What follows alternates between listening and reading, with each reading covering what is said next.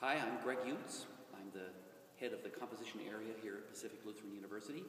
I teach composition lessons, and I also teach some music history, some music theory, and some world music courses.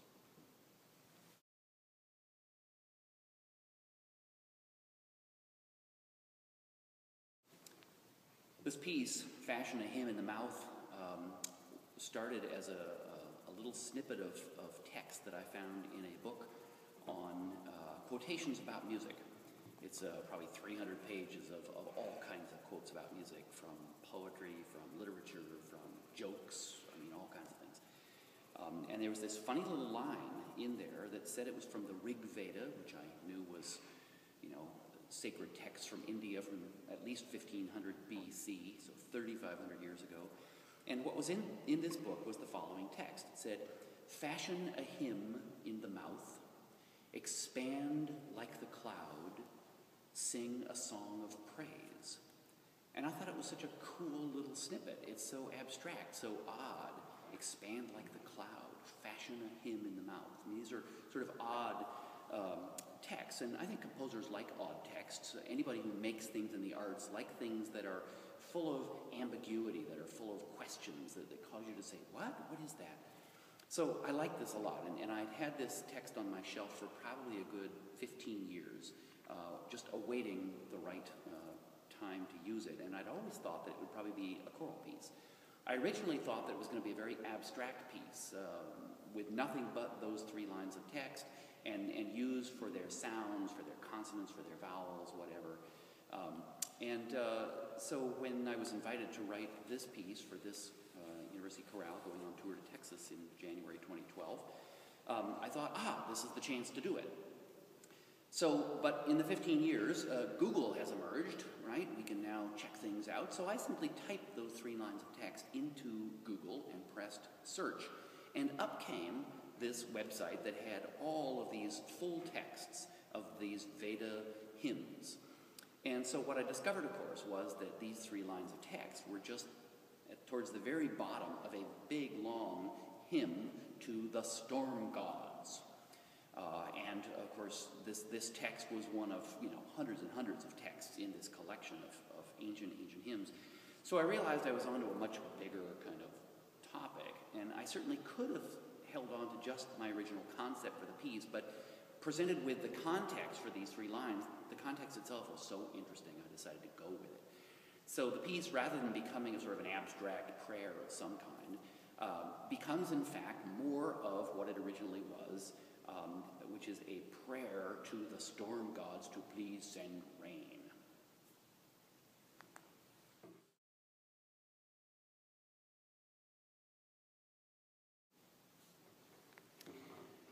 When conductor Brian Galante asked me to write him a piece for this tour, he had just attended a concert that included a piece of mine on a faculty recital here at PLU for our voice chair, James Brown. And the piece that I had written for Jim and his wife Jennifer, our flute instructor, was based on octatonic scales. And so I asked Brian, I say, okay, if you want a piece that sounds like that, it's going to have octatonic scales. Is that okay for choirs? And he said, let's try it. So I went home and, again, given this text that I was just mentioning, began to think about octatonic scales. Octatonic scales, of course, is the scale where you go half step, whole step, etc., all the way on up until you reach the octave, by which time you've already had 8 notes, hence the term octatonic.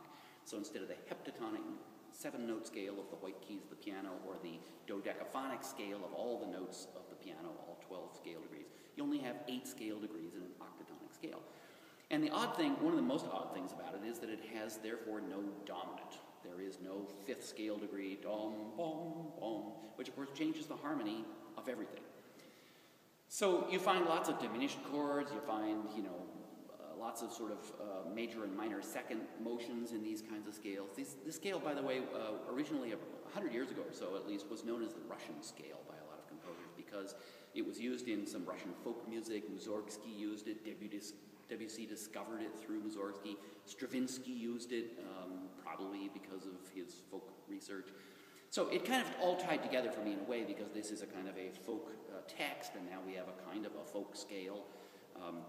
But it also has some very unpredictable qualities to it. At any given moment, you think you're in the middle of some tonal progression, but then it's like a chameleon. It just keeps shifting and changing, so you can never quite pin down exactly what the tonality is. And that, of course, is fascinating to a composer. And I think if you use it correctly, it can be absolutely fascinating to an audience, because it means you're always on the edge of your chair. So, given the text, the text begins with the audience asking, "Where are you going, white clouds? You know, why aren't you delivering rain? We're having a drought here." And I decided that, given that opening, that the choir would begin almost as if they can't even sing. They're so dry, they're so parched, so they begin whispering. And then gradually they begin finding a vocalized sound, and then that sound begins to oscillate. And it oscillates a half step, sort of the least possible oscillation, and of course one of the major intervals of an octatonic scale. And so that begins. The piano, of course I should say the other part of this piece is that Brian Galante asked me to write a piece that had a major sort of virtuosic piano part, because we were taking along our newly hired fabulous pianist, Oksana Ozhokina, who just joined our faculty in September, and so this is kind of her maiden voyage on tours with PLU ensembles. Well, she is a fabulous pianist, a very powerful pianist. So I decided, okay, well, we'll let her be everything from drips and drops of rain to thunder and lightning and everything else. So the piece begins with her just doing some little plinky things with kind of a prepared piano sound. She actually has a kind of beanbag thing stuck in the piano to damp the sounds, as though she too doesn't really have sound yet because she's too parched.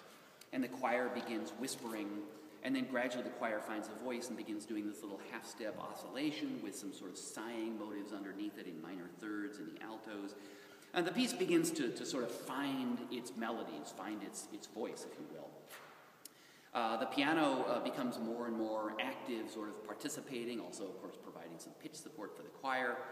And the text itself becomes more insistent. I mean, like Old Testament prophets sort of calling God on the carpet. These ancient peoples from northern India are calling the storm gods on the carpet and saying, "Do your job, bring the rain." So they become quite forceful in their complaints.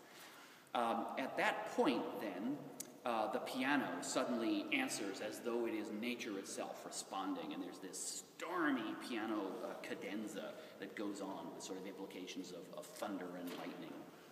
Then the choir comes back in and joins, and the choir is now describing what storms are like in these very kind of primal terms. It sounds like a cow lowing, it sounds like this, it sounds like that, very sort of farmer-like imagery, which I like a lot. The piano continues its thunderous work, and then the text, now having sort of found its voice and gotten the attention of the storm gods, is now kind of calling the people together. Come on, everybody, let's pray. So it becomes now a kind of a concerted effort to exhort these storm gods to really pour it forth. And so, to that end, we return to the opening half-step ostinato, kind of like a recapitulation, if you will. We're now kind of in the return of the A after the B section with the piano's cadenza. The return of the A with the oscillation, but now with all this piano stuff underneath it, and it just builds and builds and builds until finally we get to the end, and we finally get to the 3 lines of the text that I originally started with,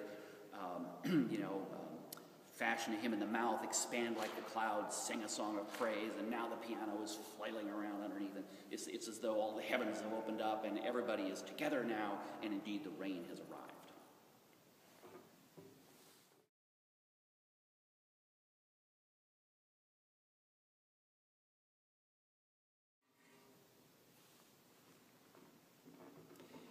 Well, Pacific Lutheran University, of course, has choirs second to none in the Pacific Northwest, and we're very proud of this. So we have 7 choirs, something like that. We also have 2 choirs that are run by the students themselves, doing sort of a cappella vocal ensemble stuff. So this is composer heaven, if you're a choir composer. I've written all kinds of choir pieces for various events here at PLU and for tours, and so I was absolutely delighted to write another one. Brian Galante is a star.